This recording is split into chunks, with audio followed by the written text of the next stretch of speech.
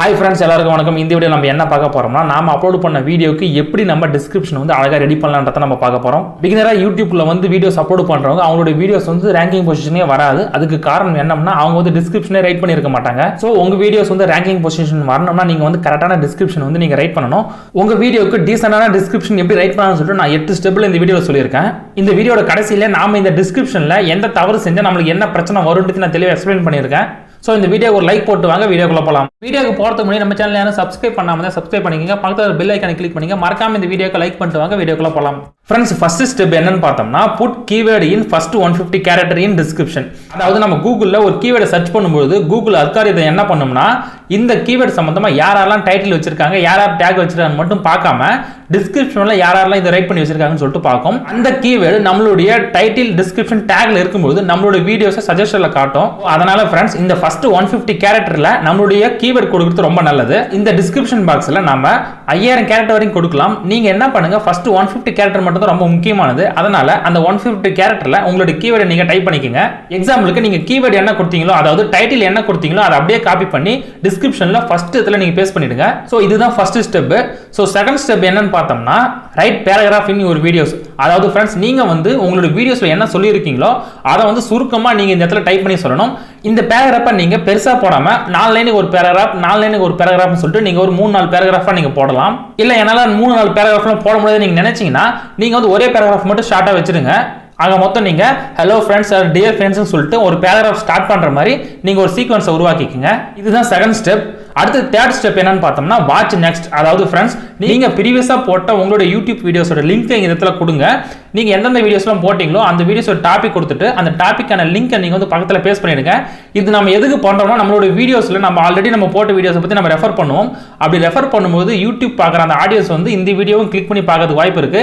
இதனால உங்களுக்கு views and subscriber அதிகமாவாங்க. So இந்த மாதிரி தொடர்ந்து உங்க வீடியோவை கண்டினியூ அவங்க பார்க்கும்போது உங்களுக்கு நல்ல சேனல் சொல்லிட்டு கூகுள் நினைக்கும். அப்படி நினைக்கும் போது உங்களுடைய வீடியோஸை ஆட்டோமேட்டிக்கா நிறைய பேருக்கு ரெக்கமெண்ட் பண்ண ஆரம்பிச்சிடும். இந்த தேர்ட் ஸ்டெப் வந்து யூஸ் பண்றது ரொம்ப ரொம்ப பெஸ்டான மெத்தட்.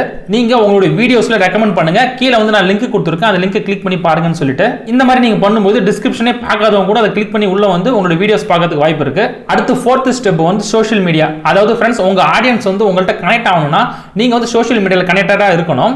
உங்கள்கிட்ட அவங்க எதனா கேள்வி கேட்கணும்னு நினைச்சா கூட உங்களுக்கு சோஷியல் மீடியால வந்து அவங்க கேள்வி கேட்பாங்க உங்கள்கிட்ட. அது இல்லாம ஸ்பான்சர்ஸ் யாரா உங்களுக்கு வந்து கான்டாக்ட் பண்ண நினைச்சா கூட அவங்க உங்களுடைய சோஷியல் மீடியால வந்து கான்டாக்ட் பண்ணுவாங்க. நீங்க இப்போ என்னோட டிஸ்கிரிப்ஷன் ஓபன் பண்ணுங்க.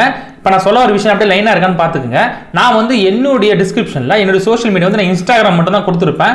நீங்க உங்களுக்கு என்னென்ன இருக்கோ அதை கொடுத்துக்குங்க. ஃபேஸ்புக் இருக்கும், இன்ஸ்டாகிராம் இருக்கும், ட்விட்டர் இருக்கும், வெப்சைட் கொடுக்கலாம், ஜிமெயில் ஐடி கொடுக்கலாம். நீங்க எந்தெந்த வழியில உங்களுடைய ஆடியன்ஸை நீங்க கனெக்ட் பண்ண விரும்புறீங்களோ அந்தந்த வழியில இதில் ஈஸியாக கனெக்ட் பண்ணிக்கலாம். ஃப்ரெண்ட்ஸ் அடுத்து ஃபிஃப்த் ஸ்டெப் என்னன்னு பார்த்தோம்னா கியர் யூஸ்னு சொல்லிட்டு கொடுத்துருப்பேன். இது எதுக்கு யூஸ் ஆகுதுன்னா நான் வந்து அமேசான் அஃபிலியேட்ல கனெக்ட் பண்ணியிருக்கேன். அதனால அதோட லிங்க் கொண்டு வந்து நான் இங்க பேஸ்ட் பண்ணியிருக்கேன்.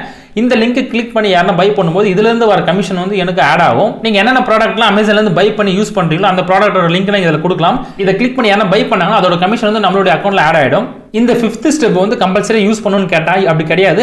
உங்களுக்கு வேணும்னா நீங்க யூஸ் பண்ணிக்க. அப்படி இல்லைன்னா இந்த ஸ்டெப்பை நீங்க கேன்சல் பண்ணிடுங்க. இதனால உங்களுக்கு அஃபிலியேட் மார்க்கெட்டிங் மட்டும் தான் பண்ண முடியும். இதனால உங்களுக்கு SEO ஆகாது. அடுத்து சிக்ஸ்த் ஸ்டெப் என்னன்னு பார்த்தோம்னா briefly explain ஆன் சொல்லிட்டு கொடுத்துருப்போம். இந்த ஸ்டெப் எதுக்கு யூஸ் ஆகுதுன்னா நாம வந்து இந்த வீடியோல என்னென்ன பேசியிருக்கோமோ அதோட ரிலேட்டடா இருக்கிற கீவேர்ட்ஸ் எல்லாமே நம்ம இதில் ஆட் பண்ணிக்கலாம். அதாவது how to create YouTube channel சொல்லிட்டு நான் ஒரு வீடியோஸ் உருவாக்கி இருந்தேன்னா அந்த வீடியோட ரிலேட்டடா இருக்கிற how to I make the YouTube channel அந்த கீவேர்டை கொண்டு வந்து நம்ம இங்க ஆட் பண்ணிக்கலாம். இந்த மாதிரி நம்மளுடைய வீடியோஸ்க்கு ரிலேட்டடா இருக்க எல்லா கீவேர்டையும் கொண்டு வந்து நம்ம இதில் பேஸ்ட் பண்ணிக்கலாம். ஃப்ரெண்ட்ஸ் இந்த ஸ்டெப் கூட உங்களுக்கு தேவைப்பட்டா யூஸ் பண்ணிக்கங்க. இல்ல எனக்கு வேணா நீங்க எடுத்துருங்க. ஏன்னா இந்த இடத்துல நீங்க அதிகமான கீவேர்ட் கொடுக்கும்போது உங்களுக்கு வீடியோ வந்து ஸ்பாம் ஆயிடும். அதனால முக்கியமான கீவேர்ட் மட்டுமே இதில் கொடுங்க. கொஞ்சம் கீவேர்ட் மட்டுமே கொடுங்க. நிறைய கொடுத்துடாதீங்க. இப்போ நீங்க என்னோட டிஸ்கிரிப்ஷன்ல பாருங்க. இந்த மாதிரி தான் நான் எல்லா வீடியோஸ்க்கும் நான் கொடுத்துன்னு வரேன். அதனால ஃப்ரெண்ட்ஸ் நீங்க இந்த ஸ்டெப்பை நீங்க லிமிட்டடா யூஸ் பண்ணுங்க. உங்களுக்கு வேணா நீங்க இந்த ஸ்டெப்பை கேன்சல் பண்ணிடுங்க. அடுத்து செவன்த் ஸ்டெப் என்னன்னு பார்த்தோம்னா ஹேஷ்டாக். அதாவது ஃப்ரெண்ட்ஸ் நாம வந்து இந்த வீடியோல நம்ம என்ன பேசியிருக்கோமோ அது ரிலேட்டடா இருக்கிற ஹேஷ்டாக் நம்ம இதில் கொடுக்கலாம்.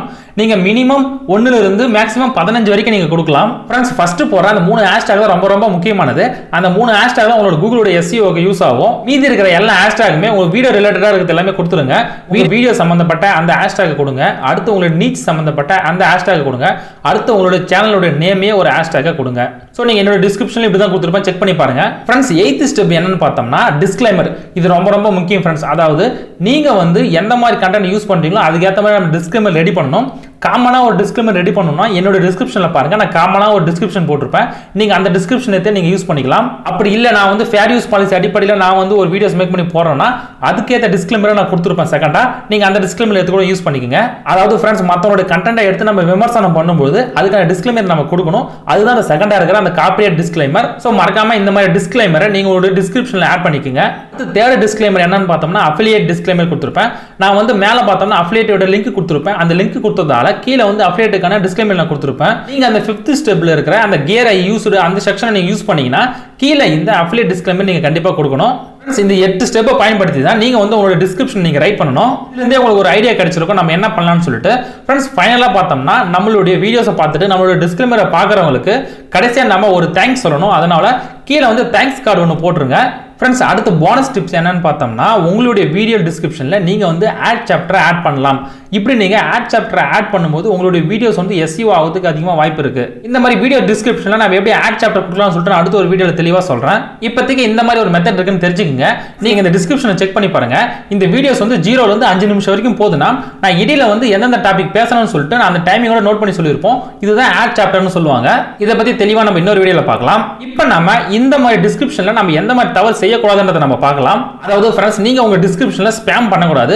இந்த ஸ்பாம் நம்ம எந்த வகையில பண்ணணும்னு பார்த்தோம்னா கீவேர்ட் மூலமா பண்ணலாம், ஹேஷ்டேக் மூலமா பண்ணலாம், பேராகிராஃப் மூலமா பண்ணலாம். நம்மள அறியாமலே நாம வந்து ஸ்பாம் நிறைய பண்ணிடுவோம்.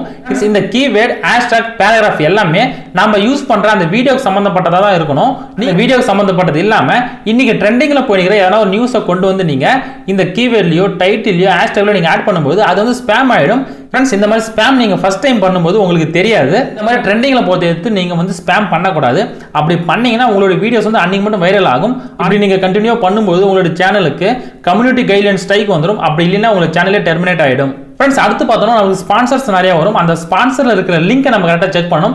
அந்த லிங்க் வந்து சரியான வெப்சைட்டுக்கு போச்சுன்னா நமக்கு எந்த பிரச்சனையும் கிடையாது. அதுவே அது ஒரு இல்லீகல் வெப்சைட்டுக்கு போகும்போது நம்மளோட சேனல் டெர்மினேட் ஆகிறதுக்கு வாய்ப்பு இருக்கு. அடுத்து ஃப்ரெண்ட்ஸ், நீங்க தேவையில்லாத எதுவுமே நீங்க கொண்டு போய் டிஸ்கிரிப்ஷன்ல ஆட் பண்ணாதீங்க. அப்படி ஆட் பண்ணும்போது கூகுளுக்கு வந்து நீங்க எந்த மாதிரி சேனல்னு சொல்லிட்டு அது ரெகக்னைஸே பண்ணாது. அதனால அது யாருக்குமே ரெக்கமெண்ட் பண்ணாது. ஸோ அதனால அன்னெசரி திங்ஸ் எதுவுமே நீங்க கொண்டு போய் டிஸ்கிரிப்ஷன்ல ஆட் பண்ணாதீங்க. அடுத்து ஃப்ரெண்ட்ஸ், நீங்க வந்து பேராகிராஃப் ரைட் பண்ணும்போது நீங்க கூகுள்ல போயிட்டு டைப் பண்ணி அங்கிருந்து காப்பி பண்ணி கொண்டு வந்து நீங்க இந்த டிஸ்கிரிப்ஷன்ல பேஸ்ட் பண்ணாதீங்க. இந்த மாதிரி நீங்க பண்ணும்போது கூட உங்களுக்கு கம்யூனிட்டி ஸ்ட்ரைக் வரதுக்கு வாய்ப்பு இருக்கு. அதனால ஃப்ரெண்ட்ஸ், நீங்க பேராகிராஃப் எல்லாமே சொந்தமா ரைட் பண்ணுங்க. அப்படி உங்களுக்கு ரைட் பண்ண தெரியல அப்படின்னு நினைச்சீங்கன்னா நீங்க யூஸ் பண்ற அந்த கீவேர்டை கூகுள்ல டைப் பண்ணுங்க. டைப் பண்ண உடனே பெரிய பேராகிராஃப் வரும். அந்த பேராகிராஃபை காப்பி பண்ணி கொண்டு போயிட்டு கூகுள் டிரான்ஸ்லேட்ல பேஸ்ட் பண்ணிடுங்க. பக்கத்துல தமிழ்ல வந்துடும். அந்த தமிழ்ல என்ன சொல்லிருக்கான்னு சொல்லிட்டு தெளிவா படிச்சு பார்த்துட்டு நீங்க உங்களுக்கு தெரிஞ்ச இங்கிலீஷ்ல நீங்க ஓனா ரைட் பண்ண ஆரம்பிச்சிருங்க. ஃப்ரெண்ட்ஸ், இதுல நீங்க உங்களுக்கு தெரிஞ்ச மாதிரி நீங்க டைப் பண்ணுங்க. நீங்க ரொம்ப அக்யூரேட்டா பர்ஃபெக்ட்டா டைப் பண்ணணும்னு அவசியம் கிடையாது. ஏன்னா இந்த வீடியோவை பார்க்க வரவங்க எல்லாமே தமிழ் பீப்புளா தான் இருப்பாங்க. சோ நீங்க ஓரளவு உங்களுக்கு புரியுற மாதிரி நீங்க டைப் பண்ணாலே போதும். சோ தயவு செஞ்சு நீங்க கூகுள்ல இருந்து காப்பி பண்ணி கொண்டு வந்து நீங்க பேஸ்ட் பண்ணிடாதீங்க. ஓகே ஃப்ரெண்ட்ஸ், இந்த வீடியோல நம்ம என்ன செய்யணும் என்ன செய்யக்கூடாதுன்னு நம்ம தெளிவா பார்த்துட்டோம்னு நினைக்கிறேன். இந்த வீடியோ உங்களுக்கு பிடிச்சிருக்குன்னு நினைக்கிறேன். மீண்டும் ஒரு அடுத்த வீடியோல சந்திக்கலாம். நன்றி, வணக்கம்.